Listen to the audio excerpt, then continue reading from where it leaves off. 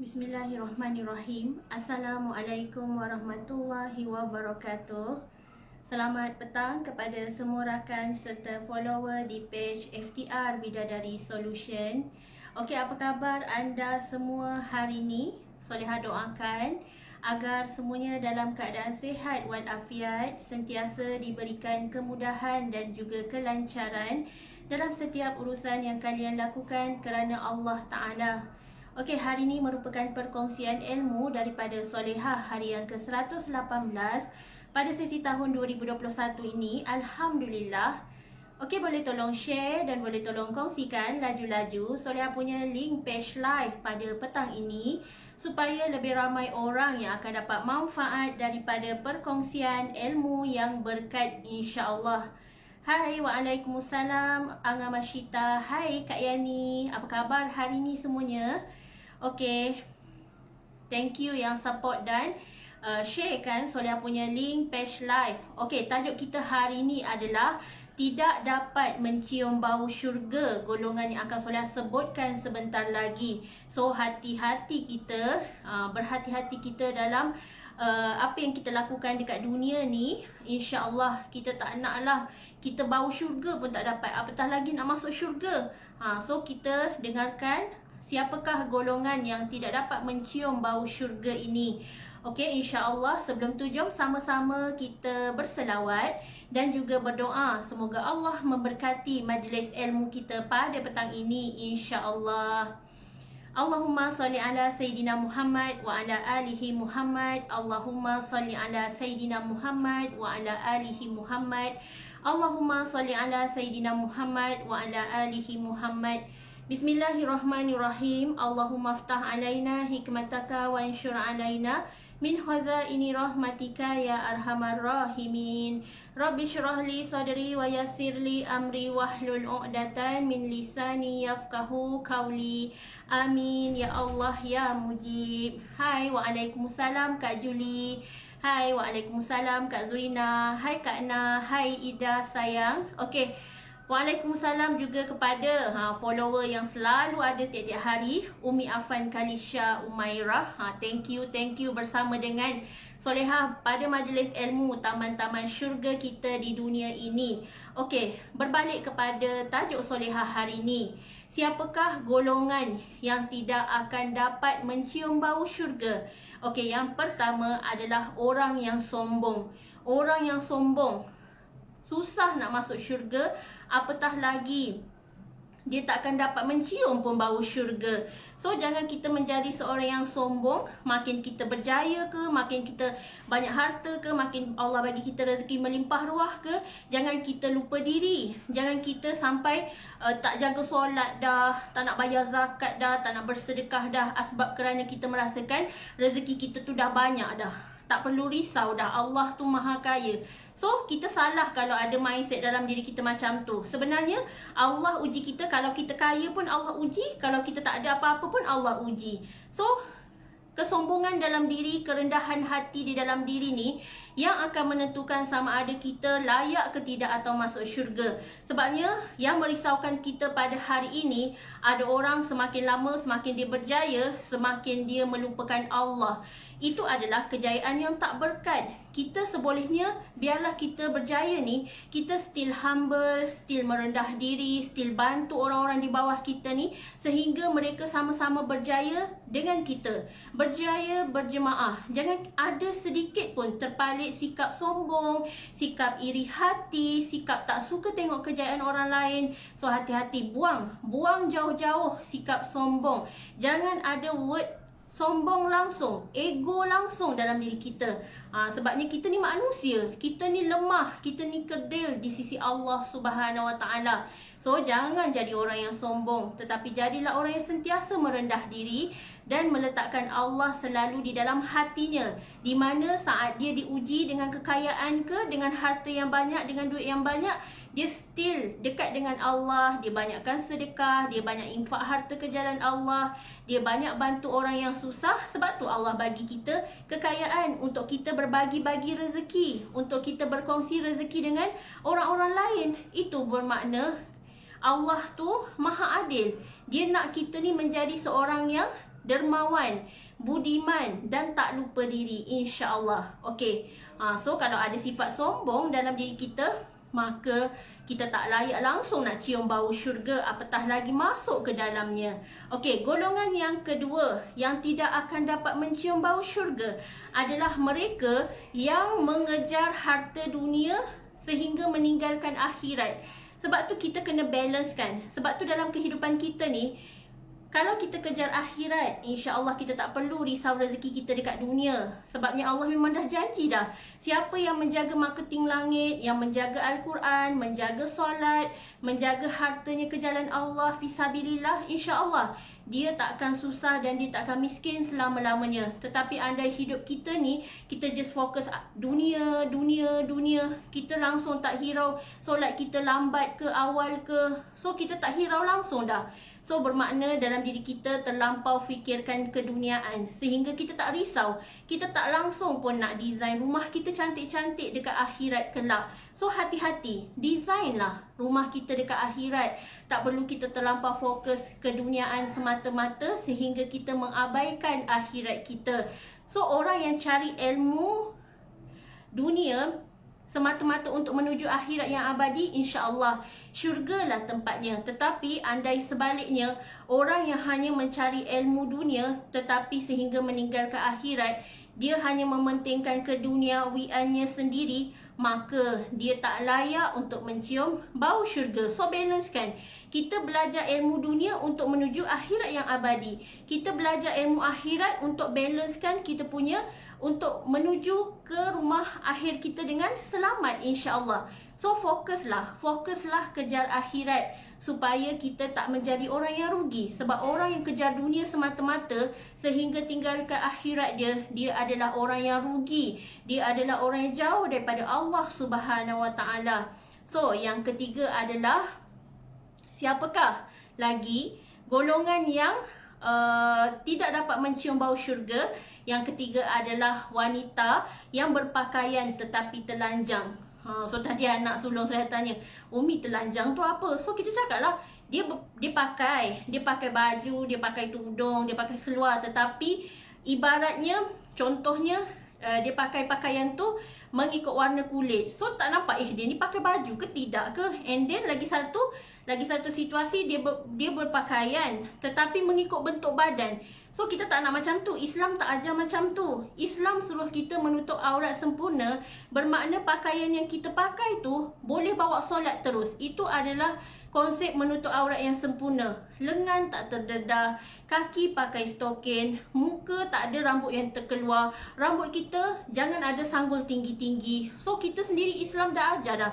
Islam tu indah, Islam tu cantik. Hendaklah kita menutup aurat sempurna. Jangan kita tahu nak cantik je sehingga kan bertabaruj berlebih-lebihan sehingga menarik perhatian orang yang memandang kita. So kita tak boleh macam tu. Islam tu yes memang sukakan kecantikan, memang sukakan kebersihan, memang sukakan kekemasan, tetapi biarlah kita bersederhana dan kita tak mengundang fitnah kepada orang dekat luar sana. Jangan bila kita pakai barang kemas tiba-tiba bunyi keting, bunyi loceng. Apa yang kita pakai, gelang kaki, tak boleh. Gelang kaki, gelang tangan yang ada loceng berbunyi-bunyi sehingga menarik perhatian orang lain, sehingga pandang kita 2 kilas, 3 kilas kali. So kita tak boleh macam tu. Jangan kita menjadi seorang wanita berpakaian tapi telanjang. Nak sebut perkataan telanjang tu pun malu sebenarnya. Tapi sebab soalan niat nak berkongsi ilmu, sebab kadang-kadang ada orang tak faham macam mana. Saya pakai tudung, saya pakai baju, tetapi yang tak kena dekat situ adalah bila mana dia berpakaian tetapi tudung singkat, baju ketat, kain terbelah. So itu tak menutup aurat yang sempurna. So kita kena cek satu persatu. Adakah bila kita keluar rumah tu, pakaian itu memang melayakkan diri kita untuk terus buat solat?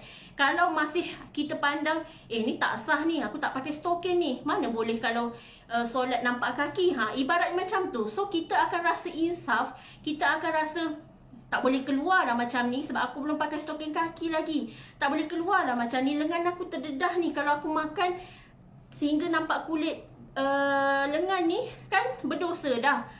So kita dah cakna dah. Bab aurat ni wanita kecuali muka dengan tapak tangan je. Yang lain wajib tutup. Wajib tutup dengan selamat kerana inilah maruah diri kita. Inilah lambang kepribadian dan akhlak diri kita, insya-Allah. Okey, yang keempat, golongan yang tidak dapat mencium bau syurga adalah wanita yang mewarna rambutnya walaupun dengan warna hitam. Tak boleh. Sebab bahan daripada pewarna yang mewarna rambut tu adalah haram, kalis air. Di mana wuduk nak sampai kepada kulit kepala kita, ke tempat anggota wuduk, tak sampai, maka tak sahlah solat kita. Bukan setakat rambut je. Contoh kalau kita pun ada warnakan kuku ke, ada pewarna sehingga menghalang air untuk mengalir ke anggota-anggota wuduk, maka itu adalah haram dan wanita-wanita tersebut ataupun lelaki-lelaki tersebut tidak dapat mencium bau syurga. Hati-hati. Hati-hati, jangan kita tahu nak cantik je. Lainlah kalau dalam situasi di mana doktor kata rambut awak rosak ni, awak perlu warnakan. Itu pun kena warnakan dengan inai. Inai ni sah untuk kita bawa wuduk, untuk kita bawa solat. So, kalau kita dalam keadaan darurat, dalam keadaan sakit, jangan sampai kita menggunakan something yang boleh menghalang daripada air wuduk mengalir ke anggota-anggota wuduk. So, rugilah kita solat. Kita ingatkan solat kita sah. Kita ingatkan solat kita diterima oleh Allah. Rupa-rupanya solat kita tak sah sebab kita mewarna rambut. Rupa-rupanya solat kita tak sah kerana kita tak tutup aurat sempurna. So, hendaklah kita balancekan, jaga aurat, jaga apa yang ada dalam anggota badan kita, anggota wuduk kita, jaga sebaik-baiknya. Jangan kita tahu nak cantik je, kita tahu nak warna rambut walaupun hanya dengan warna hitam. Semua tu adalah alat-alat yang boleh menghalang air wuduk untuk mengalir dekat kulit anggota tubuh badan kita. Okey, yang seterusnya, tidak dapat mencium bau syurga kepada wanita yang meminta cerai tanpa alasan kepada suaminya. Sebagai contoh, baru bergaduh tentang suami komplain, awak masak tak sedap ni, masin ni. Dah isteri nak minta cerai. So berdosalah nak minta cerai sebab alasan macam tu, tak munasabah langsung. Hendaklah isteri berlapang dada dan suami janganlah terlampau leza sangat mulutnya. Cuba berlapik sikit bila tegur isteri, tegurlah macam ni. Yang esok masak kurangkan garam sikit je, baru sedap, baru sihat. Macam itulah suami nak tegur masakan isteri kan. Jangan sampai suami tegur isteri sampai isteri tu terasa hati, berjauh hati sehingga nak minta cerai. So wanita yang minta cerai kepada suami tanpa sebab musabab, maka dia adalah golongan yang jauh untuk cium bau syurga tak dapat. Nak masuk syurga apatah lagi. So hati-hati, jangan kita jadi orang yang rugi. Bersyukur, jaga mulut kita ni. Bak kata Prof Muhaya, apa yang keluar daripada mulut kita ni, itulah yang melambangkan peribadi kita. Kalau mulut kita tak reti jaga, mulut kita macam longkang, suka sakitkan hati orang, suka membawang, itulah peribadi diri kita. Dan sebab itulah rezeki kita tersekat. Itulah antara kaitannya. So wanita yang minta cerai tanpa sebab musabab, lainlah kalau wanita tu suaminya buat curang dekat belakang, suaminya tak bagi nafkah, suaminya mendera dia, suaminya seksa dia. So isteri boleh minta fasah dan minta cerai melalui perantaraan daripada mahkamah dan juga pejabat agama. InsyaAllah akan ada prosedur-prosedurnya. Tetapi andai tiada sebab yang musabab, haram bagi seorang wanita untuk meminta cerai hanya kerana kepentingan diri. Contoh, dia ada power kan. Contoh seorang isteri dia ada power semata-mata power dia ni banyak duit, so dia nak minta cerai dengan suami dia. Mentang-mentang suaminya kena buang kerja PKP ni, maka dia minta cerai dengan suami. Bang, saya nak minta cerai, saya nak duduk dengan Encik B tadi tu, dia lebih banyak duit, so saya tak nak hidup dengan abang lagi. So macam tu tak boleh. Macam tu tak boleh. Mentang-mentang orang lain banyak duit, kita suka hati je. Ingatnya macam main game ke kahwin-kahwin ni. So tak boleh macam tu. Islam ni ada adab dia. Islam ni ada tata caranya, ada hukum-hukum hakamnya. Kita tak boleh main redah je. Kita kena fikirkan kepentingan anak, kita kena fikirkan perasaan mak ayah mertua kita. Kita ingatkan kahwin ni sebulan 2 bulan je ke? Tak macam tu. Tetapi kahwin ni adalah perkongsian hidup kita selama-lamanya sehingga akhir hayat kita. Dan insyaAllah kita nak hubungan ni akan berkekalan sehingga ke syurga Allah Subhanahu Wa Taala. So jagalah hubungan ni. Jangan kita terlampau mengikut nafsu semata-mata sehingga kan tak sanggup nak susah dengan suami, tak sanggup nak hadapi ujian hidup dengan suami. Suami sakit sikit kita mula nak cari lain. So tak boleh macam tu. Seorang wanita yang minta cerai tanpa izin suami, tanpa sebab musabab, maka dia tak dapat langsung untuk mencium bau syurga, apatah lagi masuk ke dalam syurga Allah Subhanahu Wa Taala. Okey, yang terakhir, tidak dapat mencium bau syurga kepada mereka yang menisbahkan nasab bukan kepada ayahnya. Sebagai contoh, dia ada anak, tiba-tiba dok gatal nak dia tu ben dan benti dengan nama orang lain. So tak bolehlah macam tu. Darah daging tetaplah darah daging. Supaya nanti tak ada berlaku engkau kahwin dengan anak, rupanya adik-beradik tiri, rupanya adik-beradik ipar, adik-beradik yang sedara rupanya yang memang tak boleh kahwin. So Islam tu dia memandang kepada keadaan yang lebih besar, di mana boleh jadi satu hari nanti dalam kita tak sedar kita dok bentikan dengan orang lain, dok nasabkan dengan benti yang bukan nama ayahnya. Kita ingatkan ini mainan ke? So banyak kesannya. Sebab boleh jadi, macam filem kan, boleh jadi, tapi semua ni boleh berlaku kalau kita fikirkan dan kita tak berhati-hati. Tiba-tiba nak bentikan dengan nama power. Mana boleh macam tu? Dah tentulah tak sah. So haram dan berdosa tidak mencium bau syurga kepada mereka yang menasab dan membentikan bukan dengan ayah kandung sebenar.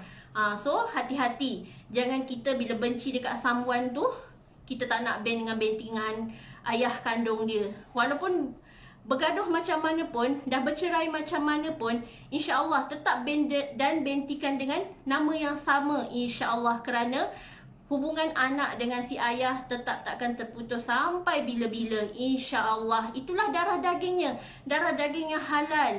So kita tak bolehlah nak mengetepikan hukum-hukum Allah ni. Jangan duk main dengan hukum-hukum Allah ni. Hati-hati. Insya-Allah kalau kita cakna setiap hukum ni, insya-Allah kehidupan kita, keluarga kita akan aman, damai, bahagia, dan kehidupan pun tidak akan bergaduh-gaduh, sentiasa dalam keadaan sakinah, mawaddah, warahmah, insya-Allah. Okey, sekian sahaja perkongsian Solihah hari ini. Insya-Allah semoga bermanfaat selalu. Saya minta maaf kalau ada salah silap bicara daripada bibir Solihah sendiri. Segala yang baik itu adalah datangnya daripada Allah Subhanahu Wa Taala, dan yang buruk tu adalah daripada diri Solihah sendiri. Okey, wabillahi taufiq wal hidayah. Wassalamualaikum warahmatullahi wabarakatuh.